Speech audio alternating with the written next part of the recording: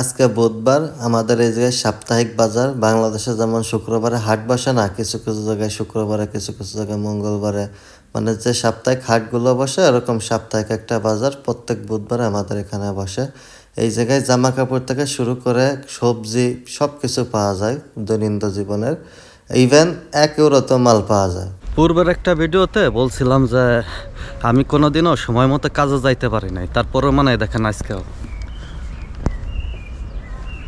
যে এখন বাজাচ্ছে 10টা 20। আমি তাড়াহুড়া করে কাজে যাচ্ছি, আমার কাজে ঢোকার কথা ছিল 10টায়। তাই এটা শুধু আজকের কিছু না, নতুন কিছু না, এটা মনে করেন যে বিগত 5-7 বছর ধরে চলতেছে।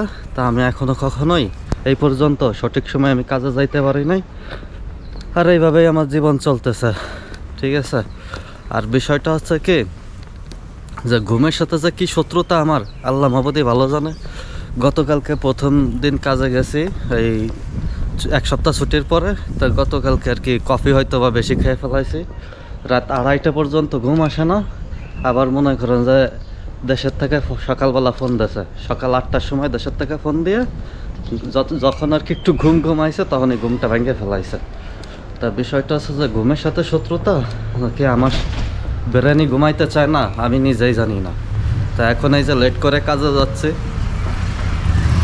হয়তো বা কাজে পৌঁছাইতে 10:30 বাজে যাবে। তা করার কিছু নাই, এটা আমার নিত্যদিনের গল্প। ডিউটিতে ঢুকে আমার প্রথম কাজ হয় লিস্ট বানানো, যে কী মাল লাগবে, মাছ কতটুকু অর্ডার দিতে হবে, মাংস কতটুকু অর্ডার দিতে হবে, মানে সম্পূর্ণ অর্ডারের কাজগুলো শুরু হয়ে যায় আমার ডিউটিতে ঢোকার সাথে সাথে। কি বানাচ্ছেন? করস্তাতা। করস্তাতা। এটা কি? এটা করস্তাতা খাবে। আর এই যে এটা কি করস্তাতা চলতেছে? এটা এটা কিসের কিসের ই দেওয়া? মার্মেলাতা দেওয়া? মার্মেলাতা আছে আর কি করে না মনে। এটা আছে ফ্রুটি দি বস্কো, এই যে এটা, আর এটা আছে আলবিকক্কা। আলবিকক্কা ফ্লেভার জ্যাম। এটা আছে করস্তাতা। এই দুটো আছে, একটা আছে ফ্রুটি দি বস্কো জ্যাম, আর একটা আছে আলবিকক্কা। এটা কি মজা কেমন? অনেক বনো বনো আর্টিস্ট নাইম ভাই কিন্তু একেবারে একটা আর্টিস্ট। তার হাতের কাজ দেখছেন নাকি? নাইম ভাইয়ের জন্য দ্রুত একটা বিয়ের ব্যবস্থা করতে হবে। এইটা কি চেনেন? এটা কিন্তু রাগু। বাংলাদেশে লাজানিয়া খান না আপনারা? সেই লাজানিয়া বানানোর জন্য এটা ইউজ হয়। আজকে কাজের চাপ কম। এই দেখেন কয়টা কমান্ড আছে, মানে অর্ডার আছে, 1টা 2টা 3টা 4টা 5টা, ওই উপরে একটা আছে। বিষয়টা হচ্ছে কি, আজকে বুধবার, বাজে কয়টা দেখেন, এখন বাজে 12টা 1:50, প্রায় 1টার কাছাকাছি। যে আমরা সবাই রিল্যাক্সে, এই যে ফুল কিচেন। তা সমস্যাটা আর আছে, যখন বাসায় যাইতে হবে তখন এই বিল্লাল ভাই সব কাস্টমার দাওয়াত দিয়ে নিয়ে চলে আসবে। এই লোকটার সব দোষ, ঠিক আছে। দেখবেন যে বাসায় যাওয়ার সময় হইব আর কাস্টমার খালি ভিতরে ঢুকতেই আছে পিপিলিকার মতো লাইন ধরে, আর সেই 2টার সময় বাসায় থুয়ে আমাকে 4টার সময় বাসায় যাইতে হইব। যতই যা বলি না কেন, বুধবার বলেন, সোমবার বলেন, যেইবার বলেন, টাইম মতো কোনোদিনই কাজের থেকে বেরোনো যায় না। এই যে এখন বেরোইছি 3:30 বাজে, যে জায়গায় বেরোনোর কথা, মানে সার্ভিস শেষ হবে 2টায়, 2:30টার সময় বেরোয় যাব। এখন 1 ঘন্টা লেট করে বেরোলাম।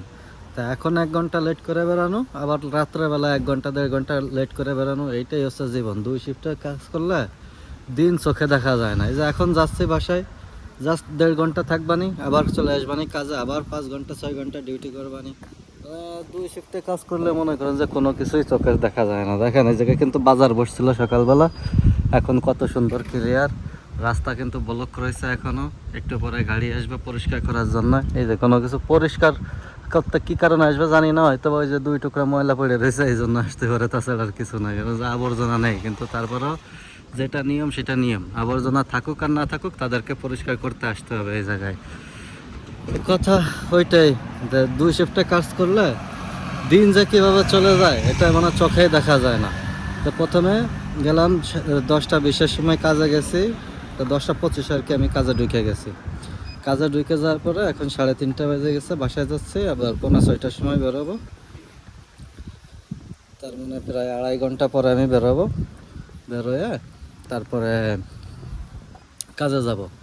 কাজে যাওয়ার পরে বেরোবো রাত্রে 11টার সময়, 11টা 11:30টার সময়। তার মানে আমার কি দাঁড়াইলো, যে সারাদিনের ভিতরে আমি এই জাস্ট 2 ঘন্টা 2.5 ঘন্টা সময় পেলাম। এখন এই সময় যে আমি কি রেস্ট নিব?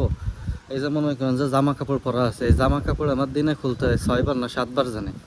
কাজে কাজে কাজে যে জামা কাপড় পরে যায় সেই জামা কাপড় পরে তার কাজ করি না। তো বিষয়টা হচ্ছে যে এখন যায় জামা কাপড় চেঞ্জ করবো, বাসায় গিয়ে একটু সবার সাথে কথাবার্তা বলবো দেশে। তারপরে আপনি শুবেন কখন? ত্রাস থাকে যে চলে যাইতে হবে, অ্যালার্ম বাজে যাবে, এই ত্রাসে মনে করেন যে আপনার ঘুম আসবে না 1 ঘন্টায়। পরে যায় আবার কাজে যায় ওই 5 ঘন্টা 6 ঘন্টা আবার ডিউটি করে রাত্রেবেলা আসবো। তার মানে মনে করেন যে আপনার সকাল 10টাতে শুরু করে আমার ঘুমের থেকে উঠে 9:30, সে 9:30 শুরু করে রাত 11:30 পর্যন্ত হিসাবে আমার ডিউটির ভিতরে সময় যায়। আর যে সময়টুকু রেস্টের জন্য ওইটা ওয়েস্টে যায়। আর বাদ বাকি 11:30 বাসায় এসে ফ্রেশ ট্রেশ হয়ে খাওয়া দাওয়া সূচি হতে রাত 1টা, যদি সব কিছু ঠিকঠাক থাকে রাত 1টা। তাহলে পরে মনে করেন যে আমার টোটালে দিনে 9 ঘন্টা আমি সময় পাই। তার ভিতরে আমার ঘুম, ফ্রেশ হওয়া, গোসল করা, ভিডিও এডিট করা সব কিছু নিয়ে এই 9 ঘন্টার ভিতরে আমার সব কিছু করতে হয়। আর যদি মনে করেন যে কেউ এই ঘুমের ভিতরে ফোন দিয়ে ফেলাইছে তাহলে তো একবারে জীবন তছনছ, মানে ওই দিনকার ঘুম একেবারে শেষ। ঠিক আছে, তা এটাই বিদেশের জীবন আর 2 শিফটের রেস্টুরেন্টের কাজের জীবন। এই যে কথা বলতে বলতে বাসার সামনে চলে আসছি। এখন বাসায় যাব, দেখি যদি রেস্ট নিতে পারি তো আলহামদুলিল্লাহ, আর না নিতে পারলেও করার কিছু নাই, অভিযোগ নাই। এই জীবন আমি বেছে নিছি, আল্লাহ আমার ভাগ্যে এটাই রাখছে, তো অভিযোগের কোনো কিছু নাই। এই 2 শিফটের কাজ করলে এটা মাইনে নিতে হবে। তা আপনি জানান তো, আপনি কয় শিফটে কাজ করেন, আপনার জীবনের সময়গুলো কিভাবে কাটে, আপনার ডিউটির সময়গুলো কেমন, আপনি ব্যবসা করেন নাকি চাকরি করেন, জানায়েন আপনার সম্পর্কে কমেন্টসে। মানুষ বিদেশে টাকা কামাইতে আসে, কিন্তু এই শখের বিদেশ প্রত্যেকটা মানুষের জীবনের যে বছরগুলো আছে সেগুলো শকুনের মতো চিড়ে চিড়ে খেয়ে ফেলে। সবাই দেখে যে সে কত সুখে আছে, টাকা ইনকাম করতেছে, কিন্তু কেউ এটা দেখে না যে তার জীবনের থেকে কত কিছু সে হারাই ফেলতেছে। তা হোক 16 বছরের 32টা ঈদ, আর প্রত্যেকটা দিনের স্বপ্ন যে নিজের হাতে তিলে তিলে সেগুলোকে গলা টিপে মেরে ফেলতে হচ্ছে। তো এটাই হচ্ছে বিদেশের বাস্তবতা, আর এটা নিয়েই আমাদের এখানে জীবনযাপন করতে হয়। হয়তো হইতে পারে এটাই পুরুষের জীবনের একটা নির্মমতা। ঝড় ছাড়ছে ভাই, ঝড় ছাড়ছে, গাছপালা সব উড়ে নিয়ে চলে যাচ্ছে। ওই যে চাঁদ মিলিমিলি দাঁড়ায় রয়েছে, কিন্তু তার কোনো রোল নাই। ঠিক আছে, সে ওই জায়গাতেই আমাদেরকে দেখতেছে, ফলো করতেছে। বিষয়টা হচ্ছে যে রাত বাজে 11:30, কোনো মানুষজন, পাখি, ইভেন একটা কুকুরও নাই। দেখেন সম্পূর্ণ ফাঁকা রাস্তা, তার ভেতরে এখন বাসায় যাচ্ছি। এখন দ্রুত যাই, আমার বর্তমানে শুধু ঝড় আছে, একটু পর আবার বৃষ্টিও শুরু হয়ে যাইতে পারে, তখন ভিজে ভিজে বাসায় যাইতে অবস্থা না। বাতাসের শব্দ শোনেন, মনে হচ্ছে যে পাল যে জায়গায় ফেলাচ্ছি বাতাসে ঠেলে অন্য জায়গায় নিয়ে যাচ্ছে না। তা এই যে কাল বৈশাখে ঝড় শুরু হয়েছে, মনে করেন যে বাংলাদেশের মতো তো এই জায়গায় আম গাছ নাই। আম গাছ থাকলে তো আম কুড়ানো যাইতো, কিন্তু